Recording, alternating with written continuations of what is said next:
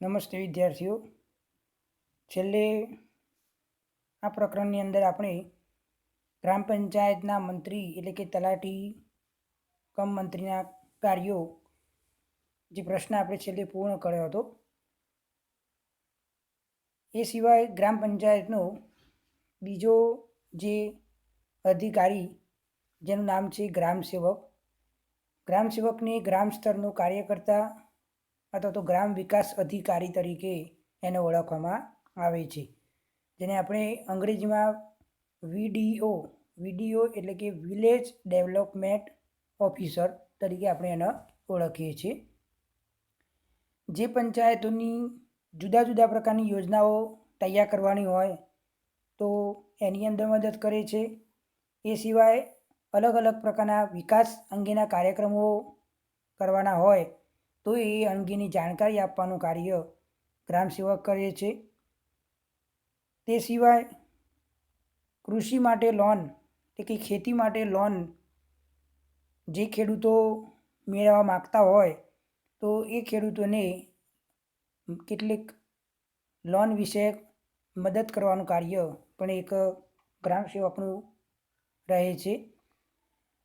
ગ્રામ સેવક અધિકારી બિયારણ અને ખાતર જેવી વસ્તુઓ મળી રહે એ માટેનો કેટલોક પ્રબંધ પણ એ ગ્રામ સેવક એ પોતે કરતો હોય છે. એ સિવાય આધુનિક કૃષિ પ્રણાલી વિશે ખેડૂતોને માહિતગાર કરવાનું કાર્ય પણ એ ગ્રામ સેવક કરે છે. આમ તાલુકા પંચાયતની યોજનાઓની પ્રગતિ અને કેટલાક લક્ષ્યોની ઉપલબ્ધિ વિશેનો રિપોર્ટ આપવાનું કાર્ય એ ગ્રામ સેવક પોતે કરતો હોય છે. બીજો પ્રશ્ન આપણે જોઈએ, નવો પ્રશ્ન, ગ્રામ પંચાયતના કાર્યો. ગ્રામ પંચાયતે ગામના સર્વાંગી વિકાસ માટે અનેકવિધ કાર્યો કરવાના હોય છે. ગામની પાયાની જરૂરિયાતો સંતોષવા માટે તેના મુખ્ય બે પ્રકારના કાર્યો છે. એક નાગરિકને લગતા કાર્યો અને વિકાસાત્મક કાર્યો.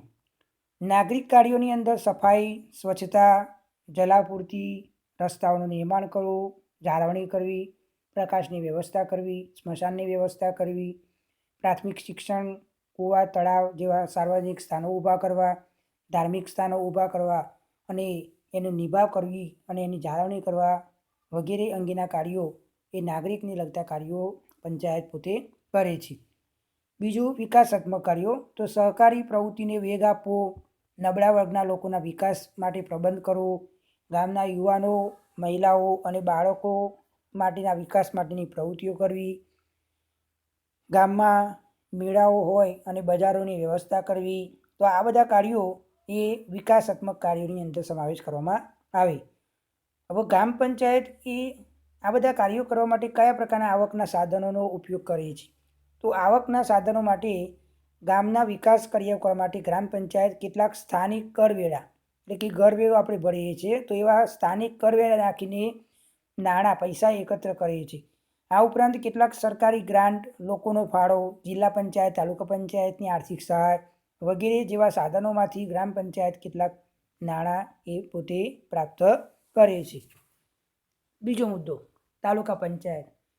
તાલુકા પંચાયતનું સ્થાન એ ગ્રામ પંચાયત અને જિલ્લા પંચાયતની વચ્ચેનું સ્થાન છે. 1 લાખની વસ્તી સુધી તાલુકા પંચાયતની અંદર 15 સભ્યો હોય અને 25,000ની વસ્તી જો વધે તો એની અંદર 2 સભ્યોનો વધારો થાય. હવે કુલ 1 બેઠકો હોય એમાંથી 1/3 બેઠકો મહિલાઓ માટે અને અમુક બેઠકો અનુસૂચિત જાતિ, અનુસૂચિત જનજાતિ અને અન્ય પછાત વર્ગો માટે અમુક અનામત બેઠકો રાખવામાં આવતી હોય છે. સામાન્ય રીતે તાલુકા પંચાયતની જે મુદત હોય એ 5 વર્ષની હોય છે. હવે તાલુકા પંચાયતનું માળખું, એમાં તાલુકા પંચાયતના અંગો એ જોઈએ તો પહેલું અંગ છે ચૂંટાયેલા સભ્યો. તાલુકાના બધા જ ગામડાના મતદારો એ સીધી ચૂંટણીથી તાલુકા પંચાયતના સભ્યોને ગુપ્ત રીતે મતદાન પદ્ધતિથી એ લોકો ચૂંટે છે અને આ ચૂંટાયેલા જે સભ્યો હોય એ ચૂંટાયેલા સભ્યો તાલુકા પંચાયતના પ્રમુખ અને ઉપપ્રમુખની ચૂંટણી એ લોકો કરે છે અને ચૂંટે છે. સહસભ્યો અને આમંત્રિત સભ્યો. તાલુકા પંચાયતના ચૂંટાયેલા સભ્યોમાં કેટલાક સહસભ્યો હોય અને કેટલાક આમંત્રિત સભ્યો હોય. હવે આ સભ્યો એ તાલુકા પંચાયતની કોઈ મિટિંગ હોય તો એ મિટિંગની અંદર ભાગ લઈ શકે, ચર્ચામાં ભાગ લઈ શકે કેટલાક સલાહ સૂચનો આપવા હોય તો આપી શકે છે, પરંતુ એમને મત આપવાનો અધિકાર મળેલો નથી. ત્રીજી બાબત, તાલુકા પંચાયતની સમિતિઓ. હવે તાલુકાના વિકાસના કાર્યો કરવા હોય તો તાલુકા પંચાયતે કેટલીક કારોબારી સમિતિ અને ન્યાય સમિતિની રચના કરવી પડતી હોય છે. આ ઉપરાંત કેટલાક પ્રકારની મરજિયાત સમિતિઓ પણ તાલુકા પંચાયતે રચવી પડતી હોય છે. હવે પહેલી સમિતિ છે કારોબારી સમિતિ. હવે તાલુકા પંચાયતના જે સભ્યો હોય એ સભ્યોમાંથી 9 સભ્યો પોતાના 9 સભ્યોમાંથી કારોબારીની સમિતિ રચના કરવામાં આવે. હવે આ 9 સભ્યોમાંથી એક સભ્યને કારોબારી સમિતિનો અધ્યક્ષ તરીકે પસંદ કરવામાં આવે અને એની અંદર આ સમિતિની જે મુદત છે એ 5 વર્ષની રાખવામાં આવતી હોય છે. બીજો મુદ્દો, સામાજિક ન્યાય સમિતિ. તાલુકા પંચાયતની અંદર આ સમિતિની રચના કરવી ફરજિયાત છે. સામાન્ય રીતે આ સમિતિની અંદર વધુમાં વધુ 5 સભ્યો હોય છે અને તે તાલુકા પંચાયત એ નક્કી કરતું હોય છે. હવે તાલુકા પંચાયતના પ્રમુખ. તાલુકા પંચાયતના ચૂંટાયેલા સભ્યો એ પ્રમુખની અને ઉપપ્રમુખની ચૂંટણી કરે છે અને પ્રમુખ એ તાલુકાની ગ્રામીણ પ્રજાનું પ્રતિનિધિત્વ કરવાનું કાર્ય કરે. હવે તાલુકા વિકાસ અધિકારી, જેને આપણે અંગ્રેજીમાં TDO એટલે કે તાલુકા ડેવલપમેન્ટ ઓફિસર તરીકે ઓળખાય. હવે તાલુકા વિકાસ અધિકારીનું કાર્ય એ સરકારી નિમેલા કર્મચારી છે એક તો આ, અને સરકારી કામો કરવા માટે અને વહીવટી કાર્યો કરવા માટે તાલુકા પંચાયતના પ્રમુખને માર્ગદર્શન આપે છે. હવે તાલુકા પંચાયતના કાર્યો. પહેલું કાર્ય, સ્વાસ્થ્ય અને સફાઈ. તાલુકા પંચાયત આ ક્ષેત્રે ગ્રામીણ પાણી પુરવઠો પૂરો પાડવો, પાણીનું પ્રદૂષણ અટકાવવો, પ્રાથમિક આરોગ્ય કેન્દ્રો, દવાખાના, પ્રસૂતિગૃહ, કુટુંબ નિયોજનના કેટલાક કાર્યો એ તાલુકા પંચાયત પોતે કરે. બીજું કાર્ય, શિક્ષણને લગતું કાર્ય. તાલુકા પંચાયત ગામની પ્રાથમિક શાળા ઊભી કરવી, તેનું સંચાલન કરવું, પ્રાથમિક શાળાની અંદર મકાનો બાંધવા, રમતગમતના મેદાનો બનાવવા, માધ્યમિક શિક્ષણ અંગેની કામગીરી કરવી, સમાજ શિક્ષણને લગતી કામગીરી, અનૌપચારિક શિક્ષણ, પ્રૌઢ શિક્ષણ, આવા જુદા જુદા કાર્યો કરે છે. બાંધકામ.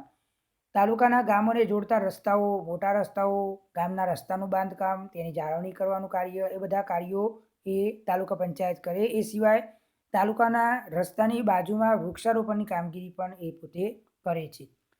ચોથું, ગ્રામ વસવાટ. તાલુકા પંચાયતે તાલુકાના ગામોના ગામતળનો વિકાસ, ગામના રહેઠાણોનું આયોજન કરવાની કામગીરી એને નિભાવવાની હોય છે. ખેતીવાડી. તાલુકા પંચાયતે તાલુકા વિસ્તારમાં ખેતીવાડીની સુધારણા કરવી, સિંચાઈ કામોનું બાંધકામ કરવું, જમીન સુધારણા, જમીન સંરક્ષણ, ખેતી અને સિંચાઈ માટે ધિરાણની વ્યવસ્થા, ખેડૂતોના તાલીમ વર્ગો, વિસ્તરણ કાર્યક્રમો, વોટરશેડ કામો તેમજ ગોડાઉનો સ્થાપવા અને તેની જાળવણી કરી વગેરે લગતા કાર્યો એ તાલુકા પંચાયત કરે છે. પશુ સંવર્ધન. તો તાલુકા પંચાયતે પશુ ચિકિત્સાલયો ચલાવવા, પશુઓના કૃત્રિમ ગર્ભાધાન કેન્દ્રો ચલાવવા તેમજ ડેરી વિકાસને લગતી કામગીરી એ તાલુકા પંચાયત કરે. ગ્રામ ઉદ્યોગ. ગ્રામ ઉદ્યોગના વિકાસ કામો કરવા માટે તાલુકા પંચાયતે ઉત્પાદન સહ તાલીમ કેન્દ્રો સ્થાપવા, ખાદી ગ્રામ ઉદ્યોગ, કુટીર ઉદ્યોગો વિકાસ કરવો તેમજ ટેકનિકલ અને વ્યવસાયિક તાલીમ જેવા કેન્દ્રો ચલાવવાની લગતી કામગીરી એને કરવાની હોય છે. સહકાર. તો તાલુકા પંચાયતે તાલુકા વિસ્તારમાં સહકારી પ્રવૃત્તિનો વિકાસ કરવા માટે સહકારી ધોરણે ધિરાણ, વેચાણ, ઉદ્યોગ, સિંચાઈ સંબંધી વિવિધ મંડળી સ્થાપવાના કાર્યો કરવાના હોય છે. 9મો મુદ્દો છે રાહત સહાય.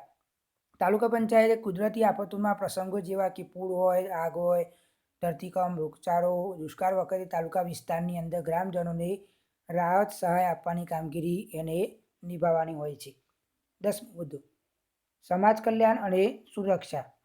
તાલુકા પંચાયતે તાલુકાના ગામડાઓમાં અસ્પૃશ્યતા નિવારણ, સમાજના નબળા વર્ગો, વિકલાંગો, વૃદ્ધો, નિરાધાર, વિધવા, ત્યક્તા વગેરેની યોજનાઓ ઘડીને એનો અમલ કરવાની કામગીરી કરે છે. એ સિવાય અનાથ આશ્રમ અને ગરીબો માટે આશ્રય સ્થાનો બાંધવા અને ચલાવવાની કામગીરી પણ સમાજ સુરક્ષા દ્વારા પૂરી પાડવાની કામગીરી એ થતી હોય છે. આગળની પંચાયત છે જિલ્લા પંચાયત. તો જિલ્લા પંચાયત એ ત્રિસ્તરીય માળખામાં જિલ્લા પંચાયત સૌથી ઉપલા સ્તરની સંસ્થા છે. 4 લાખની વસ્તી સુધી જિલ્લા પંચાયતના સભ્યોની સંખ્યા 17 સભ્યોની હોય છે. ત્યારબાદ 1 લાખની વસ્તી દીઠ 2 સંખ્યાનો વધારો થાય છે. જિલ્લા પંચાયતની કુલ બેઠકોમાંથી 1/3 બેઠકો મહિલાઓ માટે અને અનુસૂચિત જાતિ, અનુસૂચિત જનજાતિ અને અધ્યક્ષ પદો માટે આ બેઠકો અનામત રાખવામાં આવે છે. બક્ષીપંચમાં 10% બેઠકો અને અધ્યક્ષ પદો માટે પણ અનામત રાખવામાં આવે. હવે જિલ્લા પંચાયતનું માળખું. પહેલું, ચૂંટાયેલા સભ્યો. તો જિલ્લાના ગામડાના મતદારો દ્વારા સીધી ચૂંટણીથી જિલ્લા પંચાયતના સભ્યોની ચૂંટણી થાય અને આ ચૂંટાયેલા સભ્યો દ્વારા જિલ્લા પંચાયતના પ્રમુખ અને ઉપપ્રમુખની ચૂંટણી થતી હોય છે. સહસભ્યો અને આમંત્રિત સભ્યો. જિલ્લા પંચાયતમાં સીધી ચૂંટણીથી ચૂંટાયેલા સભ્યો ઉપરાંત નિયુક્ત સભ્યો, કોઓપ્ટ સભ્યો, આમંત્રિત સભ્યો હોય. ચૂંટાયેલા સભ્યોની સરખામણીમાં આ સભ્યો અધિકારો બહુ ઓછા હોય છે અને એને મત આપવાનો અધિકાર પણ એમને મળતો નથી. ત્રીજો મુદ્દો, જિલ્લા પંચાયતની સમિતિઓ. જિલ્લા પંચાયતે જિલ્લાના ગામોના વિકાસના લગતા કાર્યો કરવા. આ કાર્યો કરવા માટે જિલ્લા પંચાયતના સભ્યોની બનેલી 10 જેટલી સમિતિઓ રચવામાં આવે છે અને આ દરેક સમિતિના સભ્યો પોતાનામાંથી એક સભ્યને સમિતિના અધ્યક્ષ તરીકે ચૂંટે છે અને અધ્યક્ષની દોરવણી નીચે આ સમિતિ કાર્ય કરે છે.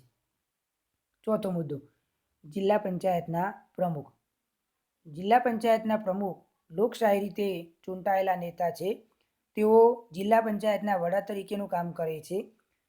પંચાયતી રાજમાં જિલ્લા પંચાયતનું પ્રમુખ પદનું ખૂબ જ મહત્વનું ગણવામાં આવે છે. જિલ્લાની ગ્રામીણ પ્રજાના પ્રતિનિધિ હોય છે. પંચાયતી રાજની સફળતાનો અને ગ્રામ્ય વિકાસની સફળતાનો આધાર એ પ્રમુખની કામગીરી પર રહે છે. જિલ્લા વિકાસ અધિકારી. જિલ્લા વિકાસ અધિકારી જિલ્લા પંચાયત હસ્તકનો સરકારી અધિકારી છે. તેમને જિલ્લા પંચાયતના કાર્યાલયમાં વહીવટી જવાબદારી સંભાળવાની રહે છે.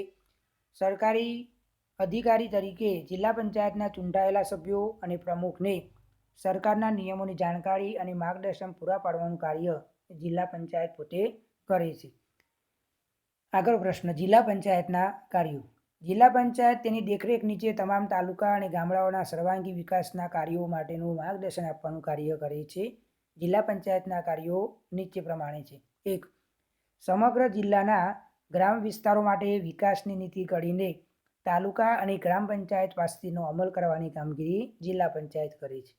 બીજો મુદ્દો, જિલ્લાના વિવિધ પ્રકારના ગામડાઓને અને તાલુકાઓને જોડતા રસ્તા બનાવવા અને જિલ્લાના ગ્રામ વિસ્તારોમાં લોકોની વાહન વ્યવહારની સુવિધા પૂરી પાડવાનું કાર્ય તે કરે છે.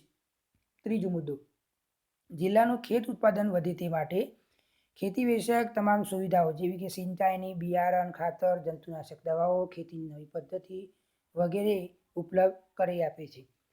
ચોથો મુદ્દો, જિલ્લાના ગ્રામ વિસ્તારોમાંથી બેકારી ઘટે તે માટે નાના પાયા પરના ઉદ્યોગો, હસ્તઉદ્યોગો સ્થપાય તેમજ ગામડાના બેકાર લોકોને રોજગારીની તક મળે તેવા પ્રકારના કાર્યક્રમો તાલુકા પંચાયત પાસે તેનો અમલ કરાવે છે.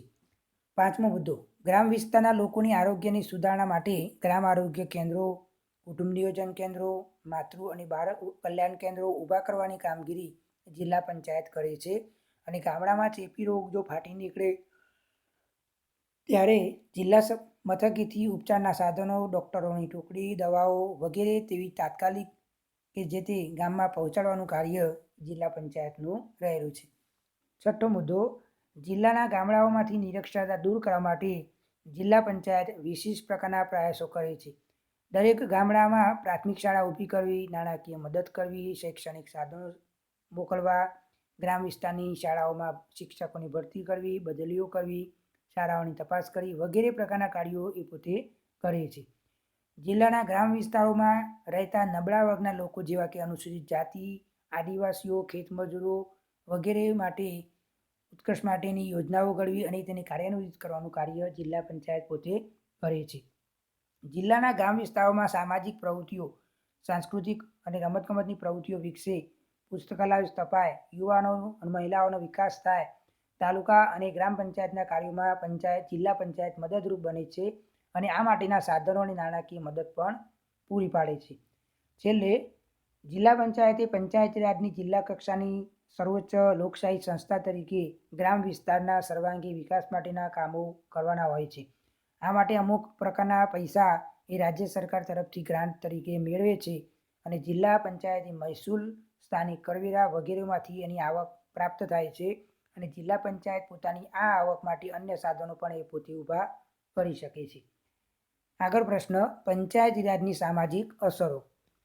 પંચાયતી રાજની સ્થાપના પાછળનો મુખ્ય હેતુ સત્તાનું લોકશાહી વિકેન્દ્રીકરણ કરવાનો તથા ગામડાના સર્વાંગી વિકાસના પ્રયાસો કરવાનો છે. હવે આ હેતુના સંદર્ભમાં જોતા પંચાયતી રાજની ગ્રામીણ સમાજ પરની સામાજિક અસરો મુખ્યત્વે નીચે પ્રમાણે છે. પહેલો મુદ્દો, લોકશાહી મૂલ્યોનો પ્રસાર. ભારતની બહુમતી પ્રજા ગામડાની અંદર રહે છે અને પંચાયતી રાજનો અમલ થયો, જેથી ગ્રામીણ સમાજની અંદર લોકશાહી મૂલ્યોનો પ્રસાર થયો છે. ગામડાના મતદારોને પોતાના મતનો ઉપયોગ કરીને પ્રતિનિધિ પસંદ કરવાની પણ એમને તક અત્યારે મળેલી છે. બીજો મુદ્દો, નવા નેતૃત્વનો ઉદ્ભવ. પરંપરાગત ગ્રામ સમાજમાં સામાન્ય રીતે વયોવૃદ્ધ વ્યક્તિઓને વારસાગત રીતે એમને નેતાગીરી મળતી હતી, પરંતુ હાલના સમયગાળાની અંદર ચૂંટણીઓમાં યુવાનોને અને શિક્ષિત ઉમેદવારોને ચૂંટાવાની તક મળી છે, જેથી કરીને યુવાનોને, શિક્ષિતોને અને ગતિશીલ નેતૃત્વ અત્યારે ઉદ્ભવ્યું છે. ત્રીજો મુદ્દો, સત્તાના માળખામાં પરિવર્તન. પંચાયતી રાજની સ્થાપના થતાં સત્તાનું વિકેન્દ્રીકરણ થયું અને ગામડાના લોકોના હાથમાં સત્તા આવી. પોતે પોતાના પ્રતિનિધિઓ પસંદ કરીને વિકાસના કાર્યોનો અમલ કરવો, આયોજન કરવું, વહીવટી જવાબદારી સંભાળી છે અને પંચાયત રાજની સમાનતા તથા સ્વતંત્રતાની દિશામાં વહેંચણી પણ અત્યારે થવા લાગી છે. ચોથો મુદ્દો, સામાજિક ગતિશીલતામાં વૃદ્ધિ. પંચાયત રાજને કારણે સામાજિક ગતિશીલતામાં વૃદ્ધિ થયેલી છે. પંચાયતના ત્રણેય સ્તરોમાં અનામતની જોગવાઈ હોવાથી અનુસૂચિત જાતિના લોકો અને અનુસૂચિત જનજાતિના લોકોને પંચાયતની ચૂંટણીની અંદર ચૂંટાવાની અને સત્તા મેળવવાની અમને તક મળી છે. પરંપરાગત રીતે નીચું સ્થાન જે ભોગવતી જે જ્ઞાતિઓ હતી, એ લોકોનો પણ રાજકીય અને સામાજિક અને આર્થિક દરજ્જો સુધારવાની અને ઊંચો લઈ જવાની પણ એમને તક મળી છે. આમ રાજકીય રીતે, સામાજિક રીતે અને આર્થિક રીતે એમની સામાજિક ગતિશીલતામાં વધારો થયો. રાજકીય જાગૃતિ.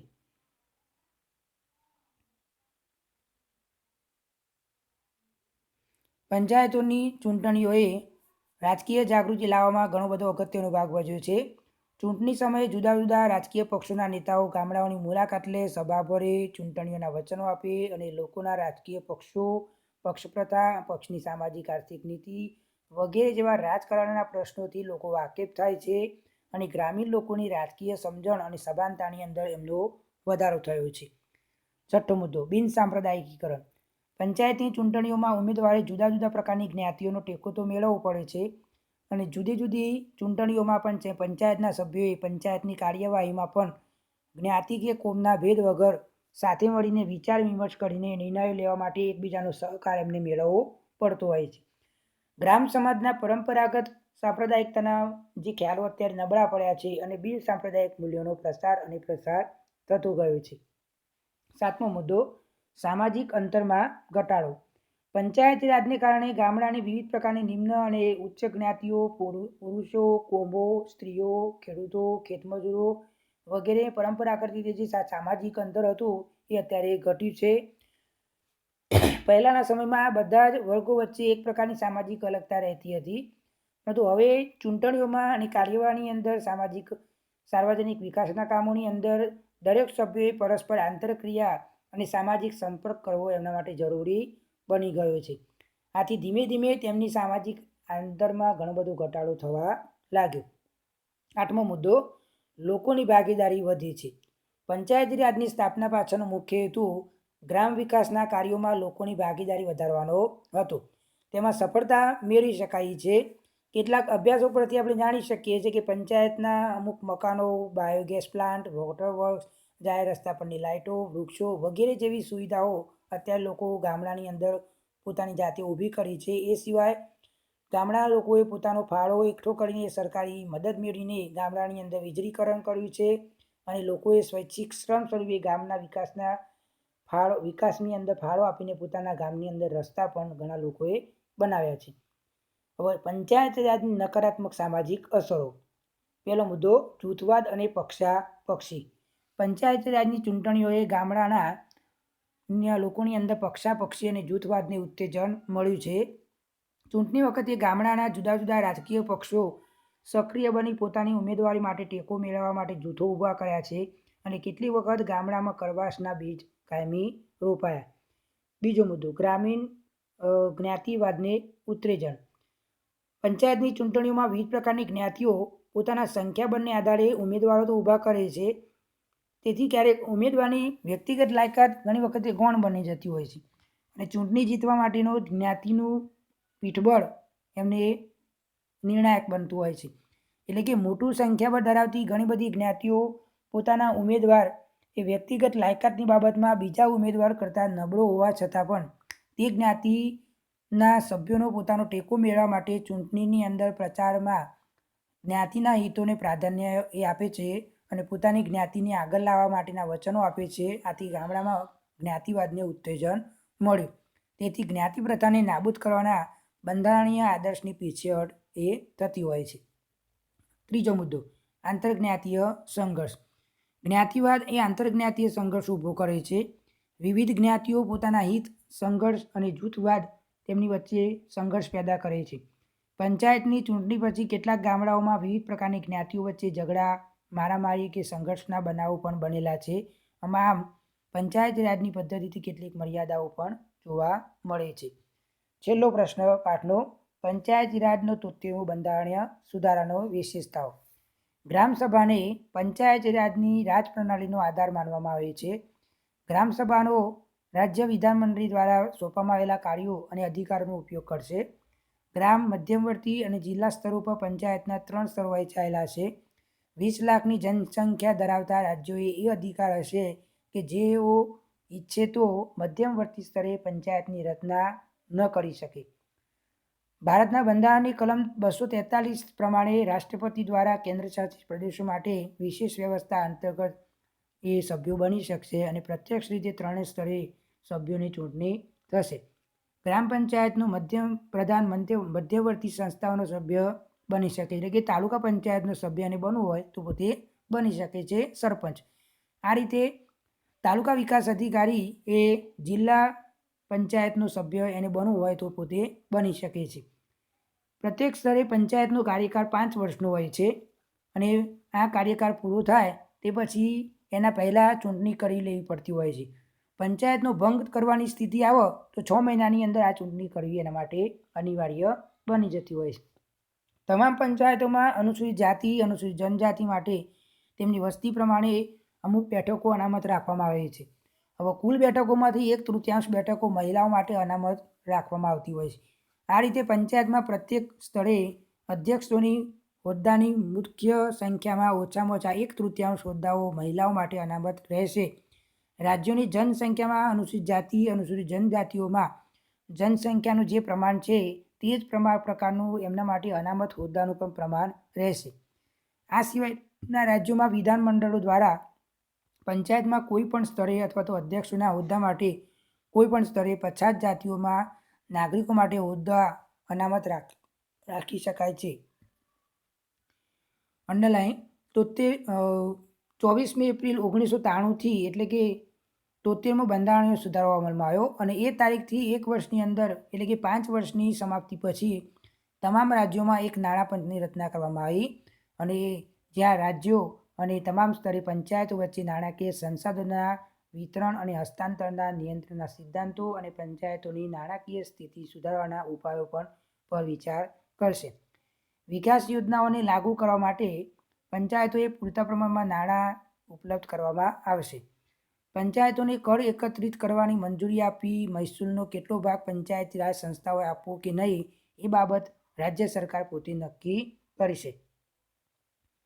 પંચાયતોની મતદાતા સૂચિ તૈયાર કરવાનું અને દરેક ચૂંટણી કરાવવાનું કાર્ય એ રાજ્ય ચૂંટણી પંચ એ પોતે કરે છે, જેની તમામ રચના તમામ રાજ્યોની અંદર કરવામાં આવશે. જો કોઈ વ્યક્તિને રાજ્ય વિધાનમંડળમાં ચૂંટણીના કોઈ પણ કાયદા દ્વારા કે પછી રાજ્યના અન્ય કોઈ કાયદા દ્વારા અયોગ્ય ઠેરવવામાં આવશે તો તે વ્યક્તિ પંચાયતનો સભ્ય બની શકતો નથી. છેલ્લે 29 મતોવાળી 11મી અનુસૂચિ અનુસાર 243G એની અંદર જોડવામાં આવી છે, જેના દ્વારા સ્થાનિક મહત્ત્વના કાર્યોની યોજના બનાવવાની અમલીકરણમાં પંચાયતી રાજ સંસ્થાઓએ પોતાની પ્રભાવક ભૂમિકા આપવામાં આવી છે. એમાંના કેટલાક મુદ્દાઓ આપણને દર્શાવાય છે. પહેલો મુદ્દો, કૃષિ અંતર્ગત કૃષિ વિસ્તરણ. બીજો મુદ્દો છે ભૂમિ સુધારણાને લાગુ કરવી. ત્રીજો મુદ્દો લઘુ સિંચાઈ, જળ પ્રબંધ અને જળ વિકાસ કરવો. આમ સામુદાયિક વિકાસ માટે લોકભાગીદારી અને નિયમાનુસાર કાર્ય કરવું આપણા માટે જરૂરી છે, પરંતુ જો તેમાં કોઈ કક્ષાએ વિચલિત વર્તન કે ધોરણભંગ વર્તન થાય તો સામુદાયિક વિકાસ પર તેની વિપરીત અસર થવાની શક્યતાને નકારી શકાય નહીં. આવા ધોરણભંગ વર્તનની માહિતી હવે આગળના પાઠની અંદર આપણે જોઈશું. આ પાઠ મેં તમને આગળ વાત કરેલી છે કે આ પાઠ જે છે 8મો પાઠ એ બોર્ડની પરીક્ષાની અંદર આપણો સિલેબસમાં લીધેલ નથી, એટલે એ પાઠની તૈયારી તમારે કરવાની નથી. 8મા પાઠની જે હાલ આપણે પૂર્ણ કર્યો એ આગળનો જે 9મો પાઠ અને 10મો પાઠ એ બહુ અગત્યનો પાઠ છે. વોટ્સએપ ગ્રુપ દ્વારા જે મેં તમને બોર્ડની પરીક્ષાની બ્લુ પ્રિન્ટ એટલે કે પ્રશ્નપત્રનું પરિરૂપ મેં તમને જે મોકલ્યું હતું એ પરિરૂપનો અભ્યાસ ખાસ કરજો. કયા પ્રકરણમાંથી કેટલા માર્ક્સના પ્રશ્નો બોર્ડની પરીક્ષાની અંદર પૂછાવાના છે એ પ્રમાણે તમારે ધ્યાન રાખી અને એ પ્રમાણે પ્રશ્નોની તૈયારી કરવાની. છેલ્લા 2 પાઠ એવા છે કે જે 15 અને 15 માર્ક્સના છે. 9મા પાઠના 15 માર્ક્સ અને 10મા પાઠના પણ 15 માર્ક્સ, એટલે કે કુલ 30 માર્ક્સ થયા. એટલે છેલ્લા 2 પાઠ એ બહુ અગત્યના પાઠ છે, એટલે એ પ્રમાણે તમારે ખાસ તૈયારી કરવાની. અને જે પ્રશ્નો હું તમને હોમવર્કની અંદર લખવા આપું એ તમારે પોતાના ચોપડાની અંદર લખી દેવાના અને એ પ્રશ્નો તૈયાર પણ કરી દેવાના. જે પ્રમાણે હું તમને પ્રશ્નો હોમવર્ક માટે લખવા આપું એ ભલે અસ્તવ્યસ્ત આપણે લખવા આપીશું, પણ તમારે એ બધા પ્રશ્નો તમારે હોમવર્કના લખવાના રહેશે. તો આ પ્રમાણે આ સૂચનાઓનું ખાસ ધ્યાન રાખજો. વધુમાં વધુ માર્ક્સ એ કયા પ્રકરણમાં છે એ તમે બ્લુ પ્રિન્ટની અંદર જોયેલું હશે. પ્રશ્નપત્રનું પરિરૂપની જે PDF ફાઇલ વોટ્સએપ કરેલી હતી એની અંદર તમે અભ્યાસ કરેલો હશે. લગભગ બીજું પ્રકરણ એમાંથી 15 માર્ક્સ છે. પછી મહિલા સશક્તિકરણ જે એ પાઠ છે એની અંદર 14 માર્ક્સ છે. અને છેલ્લા 2 પ્રકરણોની અંદર 15 માર્ક્સ છે.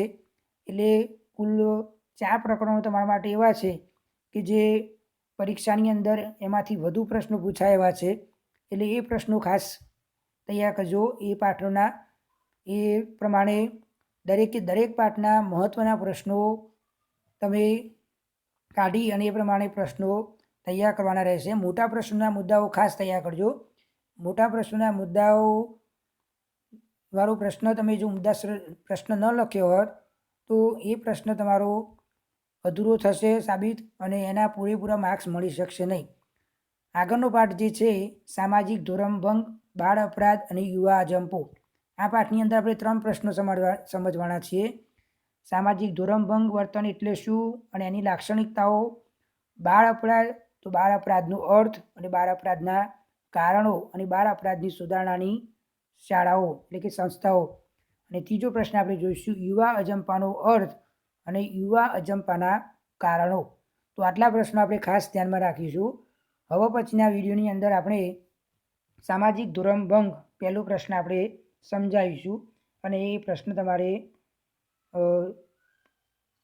પરીક્ષાના ભાગરૂપે તમારે તૈયાર કરવાનો રહેશે. એના મુદ્દાઓ પણ ખાસ તમારે તૈયાર કરવાના રહેશે.